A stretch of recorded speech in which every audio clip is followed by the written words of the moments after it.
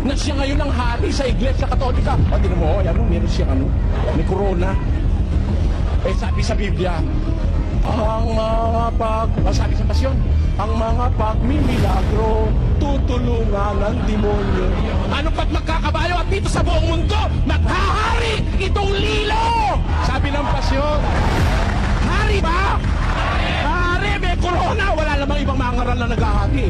Siya lang naman ang may corona. Kaya tamang-tama yung sinasabi sa Biblia at sa mga hula at sa pasyon na may lilitaw na Antikristo. Dinan nyo sa isang aklat nila, itong aklat nilang ito na ang pamagat ay Compendio Historico de la Religion sa page 509. Ano ang nasa sa dulo ng sandalyas ng Papa? Isang krus na ginto. Biro mo si Kristo, pinasal ng krus sa balikat. Doon naman nilagay sa sandalyas niya. Ngayon, ano sabi? Isang krus na ginto. At yun ang hinahatkan ng mga lumalapit at marunong gumalang sa Santo Papa. O yan, halika dyan. Ganyan ang nangyayari. Biro yan, pinahalikan yung paa niya. May sandalyas na mayroong krus na ginto. Alam ba nyo yan? O baka hindi nyo alam yan? O magbasa kayo ng aklat Katoliko. Ito, galing daw kay Jesus ang katungkulan ng kanyang Papa.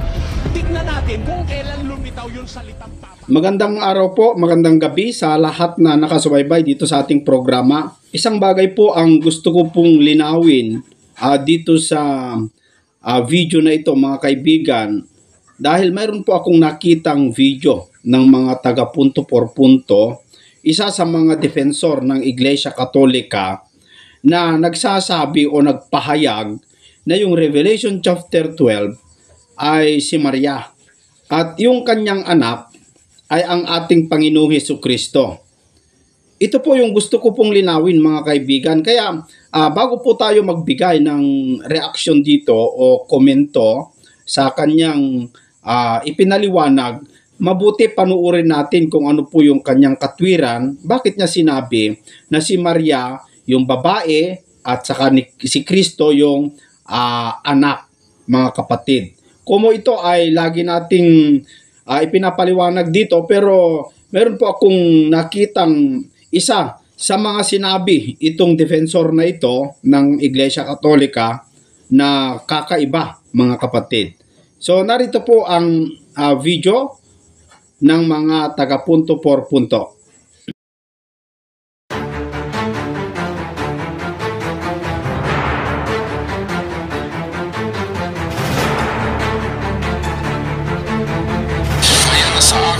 Apostles ay ating makikita ang explicit passages ng ating mahal na ina magkasama si John the Beloved na nanalangin sa pagparito ng Espiritu Santo. Mula noon, gusto ko lamang po ipapansin sa inyo, mga kaibigan, yung sinabi niya na magkasama daw si John the Beloved at saka si Mama Mary na nanalangin para sa pagparito ng Espiritu Santo. Iulit po natin, mga kapatid. Pansinin ninyong mabuti.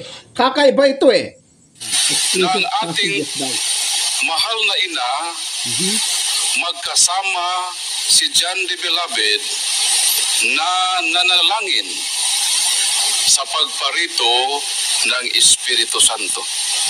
Yan. So, dyan sa parte na yan, nagsasabi itong defensor ng Iglesia Katolika nang wala sa Biblia, kundi ito ay haka o kuro-kuro, mga kapatid. Bakit? Kasi hindi naman si John at saka hindi naman si Mary ang nanalangin para ang Espiritu Santo ay pumarito sa lupa. Mamaya, patutunayan natin yan. Ipagpatuloy muna natin ang video. Wala na tayong makikita na explicit na statement ng Biblia kung saan na pumaroon ang mahal na Birhen. Hanggang nang si John the Beloved ay sumulat sa huling aklat ng Biblia dito sa Apokalipsis, Kabanata 12, talata 1. At ito po ang ating mababasa. Lumitaw ang isang dakilang tanda sa langit. Isang babaeng nararamtan ng araw. Nasa ilalim ng kanyang mga paa ang buwan. At sa ulo ay may korunang may 12 bituin. Ang tanong, sino ang babaeng tinutukoy dito sa sulat ni John the Beloved? Dito sa talata 5, nagbigay po si John ng isang deskripsyon tungkol sa babaeng ito. Isinilang niya ang isang lalaki na maghahari sa lahat ng mga bansa ng may sitrong bakal. Ngunit dinala ang kanyang anak sa harap ng Diyos at sa kanyang luklukan. Sino ba ang babaeng nakita ni John na nandoon na sa langit? Maliwanag ang deskripsyon na ang babaeng ito ay nagsilang ng isang lalaki at ang batang isinilang niya ay maghahari sa lahat ng mga bansa. Ito po ang binigay ng Diyos na tanda. At hindi ito ang unang beses na ang Diyos ay nagbigay ng isang tanda. Dito sa Isaiah 7:14, ito ang ating mababasa. Kaya nga ang Panginoon na rin ay magbibigay sa inyo ng isang tanda. Maglilihi ang birhen at manganganak ng lalaki na tatawaging Emmanuel. Ang babaeng hinuhulaan sa Isaiah 7:14 na kung saan ang Diyos ay nagbigay ng isang tanda ng isang babae ay manganak ng isang lalaki. At ang Apokalipsis Kabanata 12, talata 1-5, ang babaeng ito ay iisa lamang kundi ang mahal na Birhen na Maria. So maliwanag na ang mahal na Birhen na Maria ay nasa langit na po. At ito po ay pinatunayan ni John the Beloved.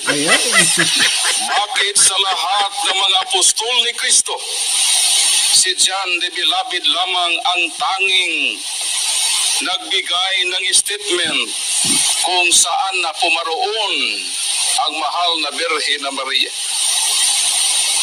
Sa tanong kung bakit, dahil si John the Beloved lamang ang credible witness. Dahil sa kanya, iniwan ng ating Panginoong Kristo ang pangalan. Okay mga kaibigan, maputol po natin yung kanyang paliwanag. Kung ang isang nakikinig sa defensor na ito, pari o anuman, Brother San Pablo Olima, ang kanyang pangalan yata, Kung ang isang tao na nakikinig sa kanya ay walang alam sa banal na kasulatan, kapanipaniwala itong paliwanag ng defensor na ito, mga kababayan. Bakit? Kasi yung nakita ni Juan doon sa Revelation chapter 12, pinakahulugan niya na yun yung ipinoprophesy ni Isaiah doon po sa Isaiah chapter 7 verse 14 na nagbigay ng Diyos ng tanda na may manganganak na isang dalaga at ipapanganak ang isang lalaki na tatawaging Emmanuel. Kung atin pong dinggin, mga kababayan, kapanipaniwala kung hindi mo talaga alam ang Biblia, Pero alam nyo po mga kapatid, yung propesiya ni Isaiah na magkakaroon ng isang dalaga at manganganak ng isang bata, yun po mga kapatid, naganap nung ipinanganak ng ating Panginoong Jesucristo. Pero hindi po yon yung nasa Revelation chapter 12 verse 1. Bakit po mga kapatid? Unang-una, gusto kong pansinin, mga kababayan, yung sinabi niya ng una na si John the Beloved at saka si Maria ay nagkasama upang manalangin sa banal na Espiritu Santo sa kanyang pagparito. Na ang ating mahal na ina, magkasama si John the Beloved na nanalangin sa pagparito ng Espiritu Santo. Isa yon sa mga katha na wala sa Biblia na sinasabi itong defensor na ito. Bakit po mga kababayan? Hindi po totoo na si Maria at saka si Juan ang nanalangin para ang Espiritu Santo ng Diyos ay pumarito sa baba o sa lupa. Wala yon. Kathang isip ng mga taga punto por punto yung sinasabi niya, mga kapatid. Dahil ang nanalangin po para ang Espiritu Santo ng Diyos ay pumatnubay bilang kahalili ng ating Panginoong Jesucristo nung siya'y pumataas, ay walang iba kundi ang Panginoong Jesucristo. Hindi si John, hindi si Maria. Napakalayo. Mga taga punto por punto, kung may pagmamahal po kayo sa mga taga-subaybay po ninyo, sana sabihin nyo naman ang totoo. O baka hindi nyo talaga alam. No? Basahin natin dito po sa libro ni Juan. Ni Juan ang nagsabi dito. Sabi niya, si Juan daw ang nanalangin eh. Pero si Juan ang nagsabi dito sa John chapter 14 sa verse 16. Pakinggan nyo at aking basahin. At ako'y dadalangin sa Ama. At kayo'y bibigyan niya ng ibang mang-aaliw. Sinabi ito ng ating Panginoong Jesucristo sa kanyang mga alagad nung siya'y pumataas o bumalik na sa kanyang Ama. Unang-una, hindi po si Kristo ay hinagaw, kundi siya po ay kusang pumunta sa kanyang Ama. Mga kababayan. No? Sana mapansin po ninyo ito. Nung ang mga alagad ay nalungkot sa kanyang pagpanaw, bilang pampalakas loob niya sa mga alagad, sinabi ng ating Panginoong Jesucristo, at ako'y dadalangin sa Ama, at kayo'y bibigyan niya ng ibang mang-aaliw, upang siyang sumainyo magpakailanman. Sino yung mang-aaliw na yon na hiningi ng Panginoong Jesucristo sa kanyang Ama? 17. Sa makatuwid bagay ang espiritu ng katotohanan na hindi matatanggap ng sanglibutan sapagkat hindi nito siya nakikita ni nakikilala man siya. Siya'y nakikilala ninyo sapagkat siya'y tumatahan sa inyo at sa inyo. O kita mo? Kita mo ang kasinungalingan ba tawag doon? O haka, kuro-kuro, na sinasabi itong defensor na si Brother San Pablo. San Pablo pa naman ang pangalan, no? Ewan ko kung San Pablo talaga, no? Pero sabi niya, si John the Beloved at saka si Mama Mary ay nanalangin, nagtulong puwersa. Na ang ating mahal na ina, magkasama si John the Beloved na nanalangin sa pagparito ng Espiritu Santo.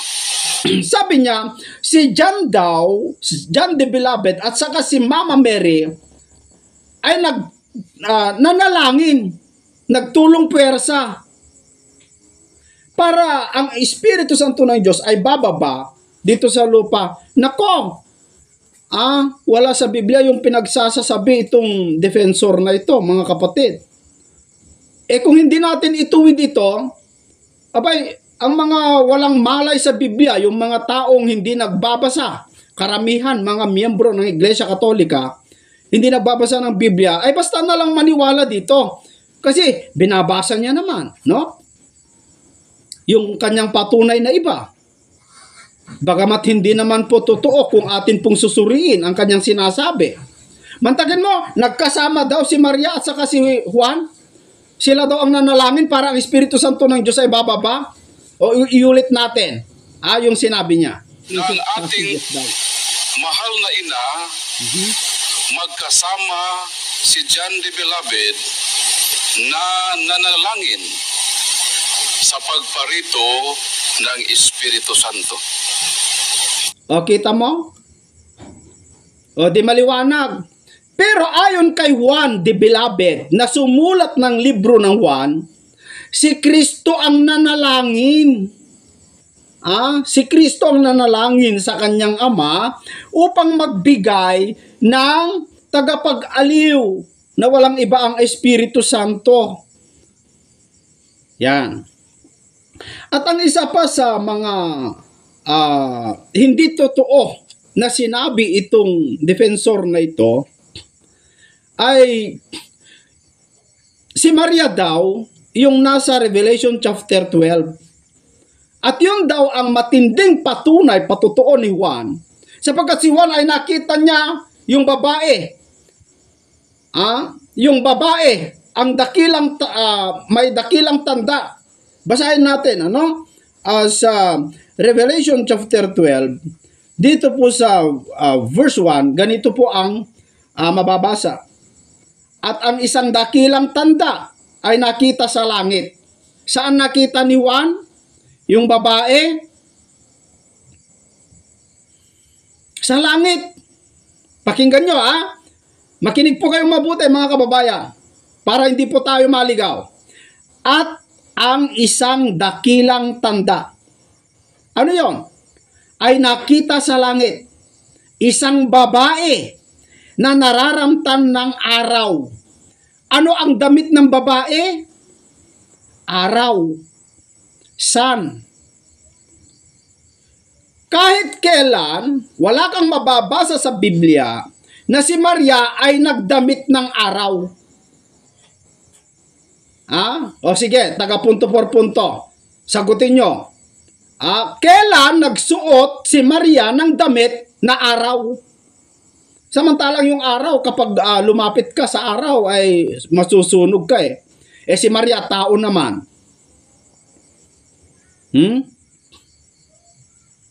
Ano pa? At ang buwan ay nasa ilalim ng kanyang mga paa. O kailan si Maria umapak sa buwan? Kung sa panahon nila, ngayon nga, bihira lang makapunta sa buwan. Di mas lalo na nung panahon ni Maria. Itong babae na nakita ni Juan, nasa langit. At ang damit ay araw. At ang kanyang mga paa nakaapak sa buwan. Kailan nangyari kay Maria yon? Sige nga. At sa kanyang ulo ay may isang putong na 12 bituin. So yung babae, nakakorona siya ng mga bituin. 12 po. Ang lalaki ng bituin May nagsasabi pa, yung bituin, mas malaki daw kaysa sa earth, mga kababayan. Ewan natin kung gaano katotoo yun, pero may nagsasabing ganon. Kung 12 na bituin, corona itong babae, o kung si Maria ito, ay nako, mga kababayan, wala sa paliwanag talaga ito. Napakalayo na si Maria yung babae. Kasi yung babae na tinutukoy dito ay hindi po literal. Hindi po literal na babae. Kung sasabihin ng mga taga punto por punto, mga kababayan, na hindi naman literal yung damit, hindi naman literal yung buwan. Sige, sabihin natin hindi literal. Ba't yung babae literal?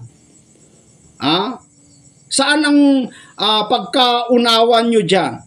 Kung yung babae ay literal na babae at yun si Maria, dapat pati yung kanyang damit literal din. Ba't yung kanyang damit simboliko, pero yung babae literal. Paano nangyari yon? Dapat kung literal yung babae, kailangan pati yung damit niya, yung inapakan niya, literal din. At kung literal na si Kristo yung ipinanganak, dapat nung ipinanganak si Kristo, inagaw na. Pero wala kang mababasa sa Biblia na si Kristo po yun. Yung Revelation chapter 12. Kung ang batayan mo lang, dahil siya ay mayroon pong tungkod na bakal, panghampas na bakal, kung yun po yung katwiran mo para sabihin mo na si Kristo yon, ay mali po. Bakit? Unang-una, mga kapatid, basahin natin sa Revelation chapter 1 sa verse 1. Ganito po ang sabi ng sumulat ng Apokalipsis. Unawain natin. Ang Apokalipsis o pahayag ni Hesukristo na ibinigay ng Diyos sa Kanya upang ipahayag sa Kanyang mga alipin. Saan nanggaling yung pahayag o yung Apokalipsis? Ang Diyos, kanino niya ibinigay? Sa ating Panginoong Hesukristo. Sa makatuwid ay ang mga bagay na nararapat mangyaring madali. So hindi pa nagawa, hindi pa nangyari, no? At kanyang ipinadala at ipinaalam sa pamamagitan ng kanyang anghel sa kanyang alipin na si Juan. Yan. Isinulat yung Apokalipsis para maganap sa hinaharap ni Juan. Ibig sabihin, hindi pa naganap. Pero nung isinulat ito ni Juan, matagal na, nasa langit na po ang Panginoong Hesukristo. Mga kababayan, kaya hindi po si Kristo ito. Kasi magaganap pa lang ito sa hinaharap ni Juan. Nung isinulat ni Juan, yung Apokalipsis, isinulat ito ni Juan. Kailan? Ayon dito sa nakatala, isinulat ito ni San Juan, isa sa 12 apostol ni Hesukristo, sa pagitan ng 81 hanggang 96 AD. So ayon dito sa ating nabasa, ang Apokalipsis daw na isulat noong 81 hanggang 96 AD. So matagal na wala si Kristo, mga kaibigan. Matagal nang wala si Kristo. Kaya hindi po pwede na si Kristo po yung anak. Kasi nung isinulat ni Juan yung Revelation chapter 12, hindi pa naganap yon, ang Panginoong Hesukristo nasa langit na. At ang isa sa mga katunayan, si Maria po ay hindi po nagdamit ng araw ni kailanman. Yan, dapat tandaan natin yan. No? Hindi po nagdamit.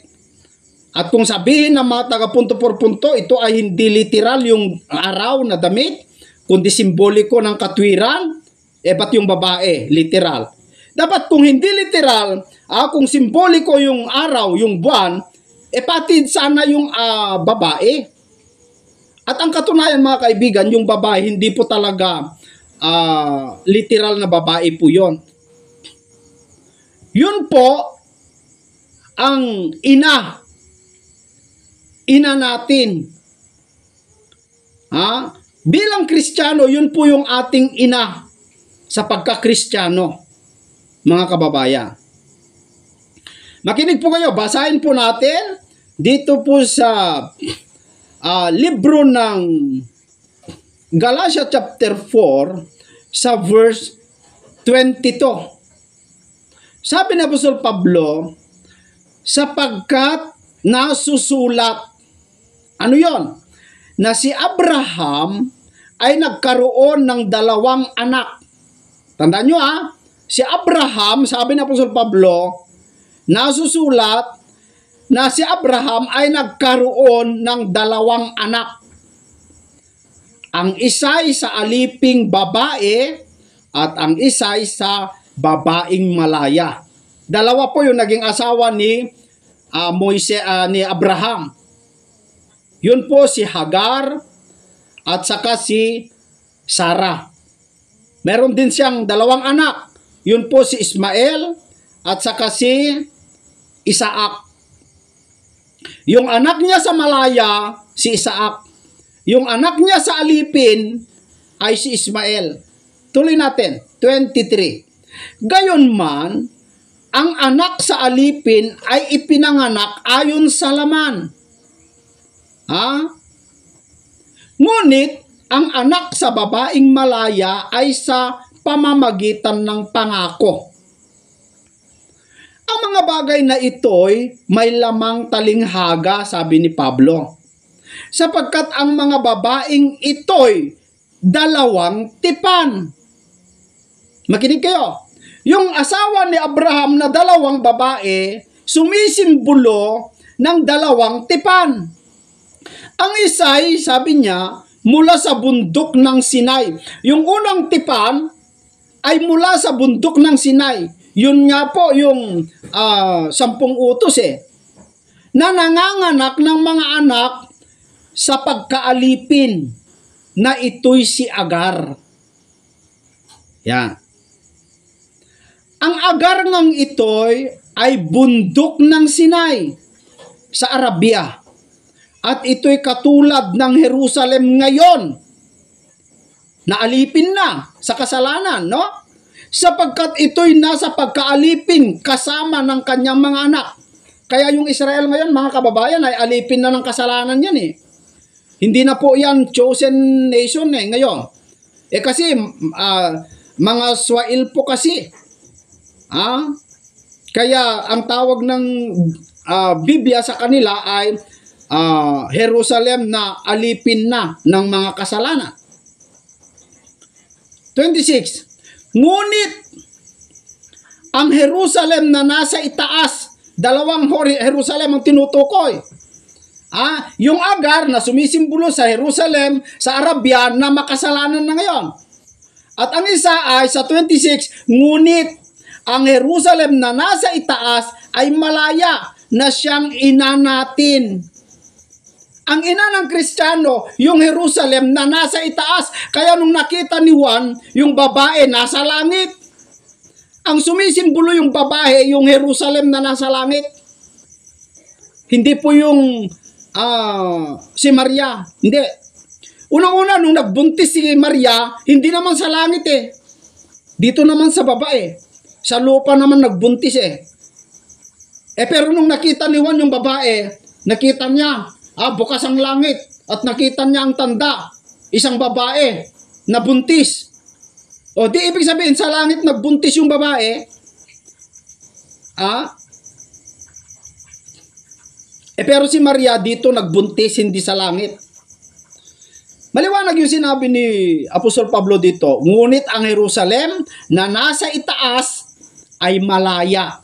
Ibig sabihin, walang kasalanan. Hindi tulad sa Jerusalem, sa Arabia, makasalanan na. Na siyang ina natin.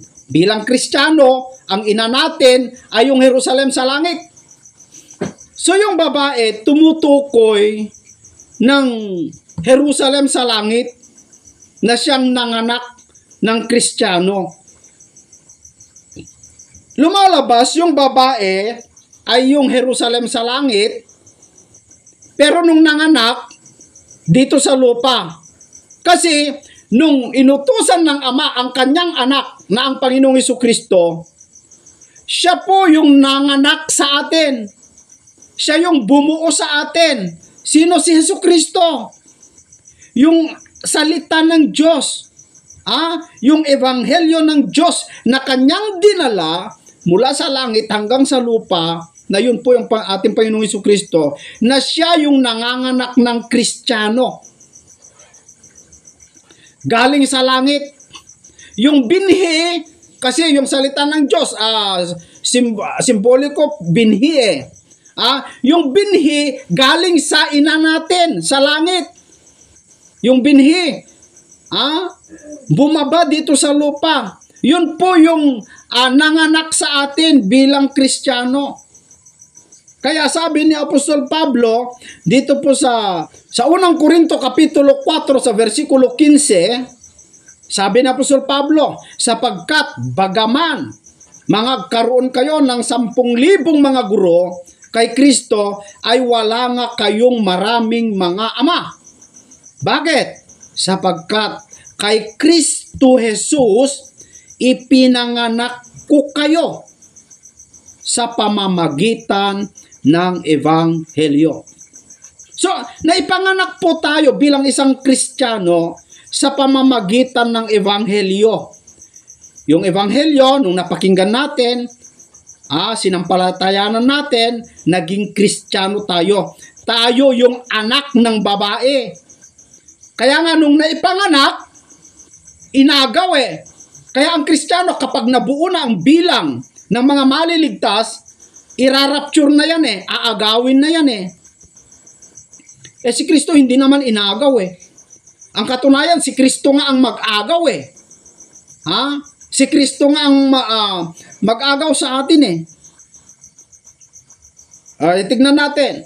Dito sa unang Tesalonica, kapitulo 4 sa versikulo 16. Sapagkat ang Panginoon din ang bababang mula sa langit.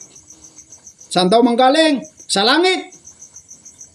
Na may isang sigaw, may tinig ng arkanghel at may pakakak ng Diyos. At ang nangamatay kay Kristo ay unang mga bubuhay na maguli. Ang katotohanan mga kaibigan, ang tinutukoy doon po sa Revelation chapter 12, rapture po yon o pag-agaw, na kung saan anong naipanganak na ang anak ng babae, ang katunayan, naghihirap eh. Ituloy natin na basahin doon sa Revelation. Revelation chapter 12. At ang ibang tanda ay nakita sa langit. At narito ang isang malaking dragon, mapula, na may 7 ulo at 10 sungay. At sa kanyang mga ulo'y may 7 diadema. So nung yung nakita ni Juan na babae na buntis, nasa harapan niya, nung manganganak na yung babae, nasa harapan, para lamunin yung bata. Lamunin yung bata. Si Maria, wala naman eh. Pero ang paliwanag ng mga defensor ng Iglesia Katolika dyan ay, si Herodes daw, ang simboliko ng dragon. Na si Herodes, nung naipanganak ang ating Panginoong Jesucristo, gusto niyang patayin. Pero hindi naman inagaw si Kristo nung gustong patayin ni Herodes. Ang katunayan, yung bata, para hindi mapatay ni Herodes, dinala sa Ehipto. Hindi naman sa langit. Tumakas yung bata, kasama ang kanyang ina. Take note, kasama niya ang kanyang ina. Yung bata, kasama ang ina. Tumakas dahil patayin ni Herodes. Saan sila pumunta? Sa Ehipto. Hindi naman sa langit. At ang isang problema dito, mga taga-punto por punto, sa pampalabon yung paliwanag, nung dinala sa Ehipto, yung batang Jesus, kasama yung anak. O, kita mo? Magkasama yung mag-ina. Pati nga si Jose. Pero yung anak ng babae, may nakaabang na dragon nung manganganak para lamunin yung bata. Ituloy natin. At kinaladkad ng kanyang buntot yung dragon, ang 3 bahagi ng mga bituin sa langit, at ipinaghagi sa lupa, at lumagay ang dragon sa harapan ng babae, manganganak, na upang lamunin ang kanyang anak pagkapanganak niya. O, kita mo? At siya'y nanganak, yung babae, ng isang anak na lalaki, na maghahari na may panghampas na bakal sa lahat ng mga bansa. Take note, yung anak na lalaki, nakatakda na maghari sa lahat ng mga bansa. Ito yung pakahulugan nila na si Kristo daw Dahil si Kristo daw naman ang mag-ahari sa lahat ng mga bansa pagdating ng panahon. Pero titignan natin, ano? At ang kanyang anak ay inagaw. Kita mo? Si Maria, nung nanganak, gustong patayin ni Herodes. Kaya si Herodes daw, yun po yung dragon daw. Mali Bakit? Nung nanganak si Maria, nung patayin ni Herodes, tumakas si Maria. Itinakas yung bata. Pero magkasama sila. Pero yung nandito sa Revelation chapter 12, yung babae, nagkahiwalay. At ang kanyang anak ay inagaw na dinala hanggang sa Diyos. Di sa Diyos, dinala yung bata hanggang sa kanyang luklukan. Dinala hanggang sa luklukan niya ng bata. Kita mo? Pero magkasama ba yung babae at saka yung anak? Dito sa Revelation chapter 12, mga taga-punto-punto, wala talaga kapunto-punto ito Sabi sa verse 6, at tumakas ang babae sa ilang, na doon siya ipinaghanda ng Diyos ng isang dako upang doon siya ampunin 1,260 araw. Ang linaw, ano? Ang linaw, mga kababayan, na yung bata, nagkahiwala yung mag-ina. Inagaw hanggang sa Diyos, at saka yung babae, tumakas. Dinala sa ilang. Hindi. Kasi si Maria nung nanganak ay tumakas sa harapan ni Herodes, pero magkasama sila. At hindi sa langit, sa Ehipto. Kita mo? Kaya kung hindi ka nagsusuri talaga, matatangay ka ng mga theologian daw. Mga kababayan. Matatangay ka talaga. Pero kung alam mo ang banal na kasulatan, ay hindi ka matatangay. Bakit? Kasi alam mo ang katotohanan Yan. Dito makikita natin, mga kapatid, na yung paliwanag ng Iglesia Katolika malayo. Kasing layo ng buwan at sa lupa. Unang-una, si Maria hindi po nagdamit ng araw. Ikalawa, yung kanyang anak ay inagaw. Dahil may kakain na dragon. Sakmalin ng dragon. Alam nyo, rapture ito Ang demonyo kasi, ayaw niyang mabuo ang iglesia. Kaya nung mabuo na ang iglesia, itong dragon, mga kababayan, gustong lipulin.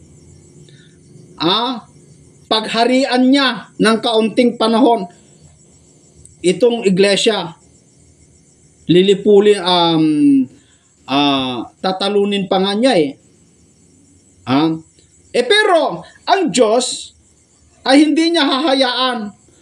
Kapag mabuo na po ang iglesia, mabuo na po ang mga maliligtas, aagawin na ito. At dadalhin sa kanyang luklukan. Ibig sabihin, itong anak ng babae maghahari na may panghampas na bakal.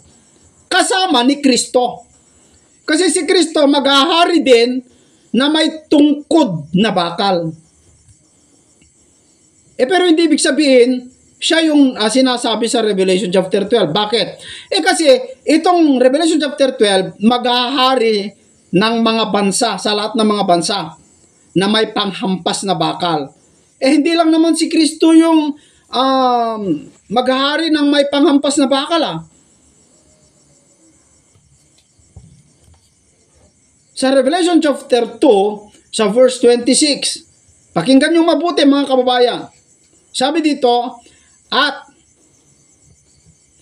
ang magtagumpay at tumupad ng aking mga gawa, sabi ng Panginoon, hanggang sa katapusan, ay bibigyan ko ng kapamahalaan. Saan? Sa mga bansa. Yung mga magtagumpay daw at tumupad sa kanyang mga gawa hanggang sa katapusan ay bibigyan daw ng Diyos ng kapamahalaan. Saan? Sa lahat ng mga bansa. At sila'y paghaharian niya. Yung mga bansa sa pamamagitan ng isang panghampas na bakal. Gaya ng pagkadurog ng mga sisidlang lupa ng magpapalayok. Gaya naman, sabi ni Kristo, nang tinanggap ko sa aking Ama. Tumanggap kasi ang Panginoong Jesucristo ng paghahari sa lahat ng mga bansa. Kasama niya yung mga magtagumpay. Kasama niya maghari. Kaya sa Revelation chapter 20, sa verse 4, ganito ang sinasabi. At nakakita ako, sabi ni Juan, ng mga luklukan at may mga nagsisiluklok sa mga ito. Sila'y pinagkalooban ng paghatol. At nakita ko ang mga kaluluwa ng mga pinugutan ng ulo dahil sa patutuo ni Jesus. Ito yung irarapture ni Kristo At dahil sa salita ng Diyos. At ang mga hindi sumamba sa hayop. Kasi bago irarapture po ang iglesia, maghahari muna yung hayop pahihirapan nga niya yung mga Kristiyano. Pero hindi sila sumamba sa hayop. O sa kanyang larawan man, sabi, at hindi tumanggap ng tanda sa kanilang noo at sa kanilang kamay. At sila'y, yung mga nabuhay na maguli, at sila'y nangabuhay at nagsipagharing kasama ni Kristo sa loob ng 1,000 taon. Kung paano si Kristo maghari na may tungkod na bakal, gayon din ang mga kasama niyang maghari na bubuhayin niyang muli sa pagparito niya, maghahari din sila na may panghampas na bakal. Mga kapatid, dalawang uri ng pagkabuhay na maguli. Ang mga iba, sabi sa verse 5, sa mga patay ay hindi nangabuhay hanggang sa naganap ang 1,000 taon. Ito ang unang pagkabuhay na maguli. Mapalad, sabi ni Juan, at banal ang makalakip sa unang pagkabuhay na maguli. Sa mga ito'y walang kapangyarihan ang ikalawang kamatayan, kundi sila'y magiging mga saserdote ng Diyos at ni Kristo at mga haharing kasama niya sa loob ng 1,000 taon. Yan ang maliwanag, mga kababayan. Hindi palabo yan, paliwanag yan. Pero yung sinasabi nila na si Kristo daw yung anak, yung Revelation chapter 12, at si Maria daw yung nanganak. Paano naging literal yung babae, yung damit, hindi literal, simboliko, katwiran. At yung corona ay yung 12 bituin ay yung mga 12 apostle. Paano nangyari yon? Paano naging corona ni Maria yung 12 apostol? Mga kababayan. So, mali po Bagamat yung 12 bituin sumisimbolo sa 12 apostol. Sila po kasi yung nag-ingat sa salita ng Diyos. Nung umalis na ang Panginoong Jesucristo, sila yung inutusan, gumabay, pumalibot doon sa salita ng Diyos na nanganganak ng Kristiyano. Sila yung nag-ingat sa salita ng Diyos. Pinalibutan nila yung corona, sumisimbolo ng pag-iingat ng mga apostol sa salita ng Diyos. Dahil yung salita ng Diyos, yun po yung nanganganak ng Kristiyano, mga kababayan. yung salita ng Diyos. Salita ng Diyos ang nanganganak. Ano ang ipinanganak? Yung Kristiyano. Basahin natin sa unang Pedro Kapitulo 1 sa versikulo 23. Yamang ipinanganak kayong muli, hindi sa binhing nasisira, kundi sa walang kasiraan, sa pamamagitan ng salita ng Diyos na nabubuhay at namamalagi. So sa pamamagitan po ng salita ng Diyos, tayo po'y ipinanganak bilang isang Kristiyano. At yun po ang ating Panginoong Jesucristo. Yun po ang ating Panginoong Jesucristo.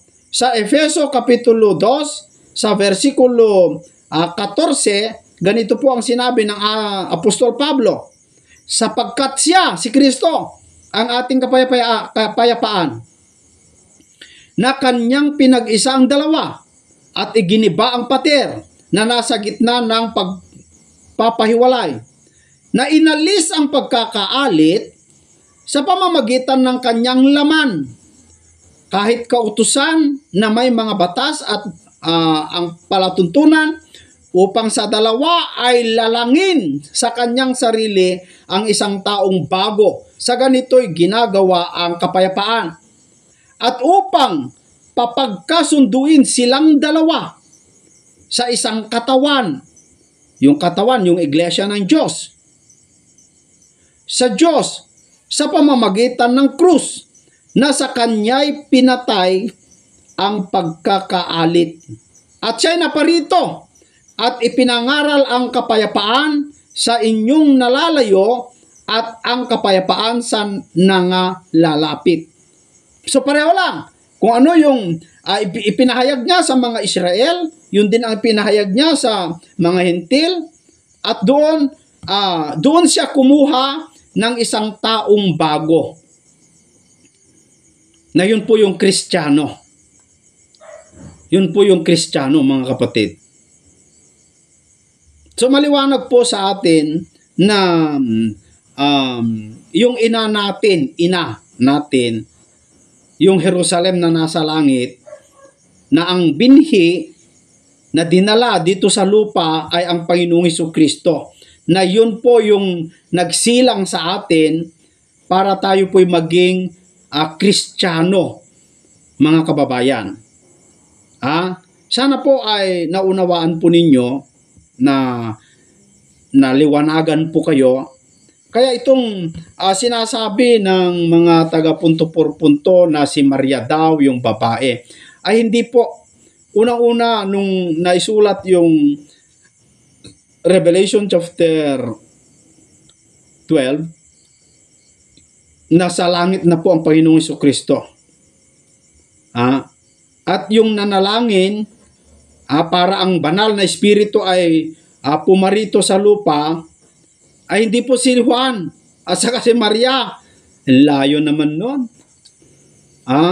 Halatang hindi po sila nagbabasa ng Biblia, kundi puro na lamang po yung kuro-kurong kwento. No? Wala tayong magawa dyan, mga kababayan. No? Kasi yun ang kanilang aral mahirap naman nilang tanggalin yan kasi mawawalan po sila ng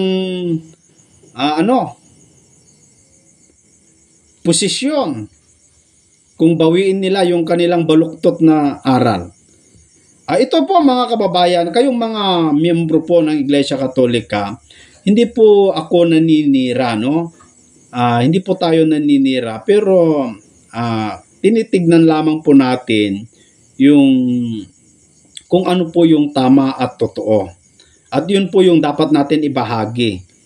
Kasi mga kababayan, sabi sa banal na kasulatan, dito po sa libro ng Ezekiel, chapter 3, dito po sa verse 18, ganito ang sinasabi. Pagka aking sinabi sa masama, ikaw ay walang pagsalang mamamatay, at hindi mo pinangunahan siya o nagsasalita ka man upang hikayatin ang masama mula sa kanyang masamang lakad upang iligtas ang kanyang buhay, ang gayong masamang tao ay mamamatay sa kanyang kasamaan. Ngunit, ang kanyang dugo ay aking sisiyasatin sa iyong kamay. Mabigat po ang responsibilidad ng mga mangangaral. Kapag hindi mo ipinangaral ang katotohanan, hahanapin ng Diyos ang dugo ng iyong mga miyembro o yung mga pinapangaralan mo, hahanapin ng Diyos ang kanilang dugo sa iyong kamay. Pero sa verse 19 sabi niya, gayon may, kung iyong pagpaunahan ang masama at siya'y hindi humiwalay sa kanyang kasamaan o sa kanyang masamang lakad man, siya'y mamamatay sa kanyang kasamaan.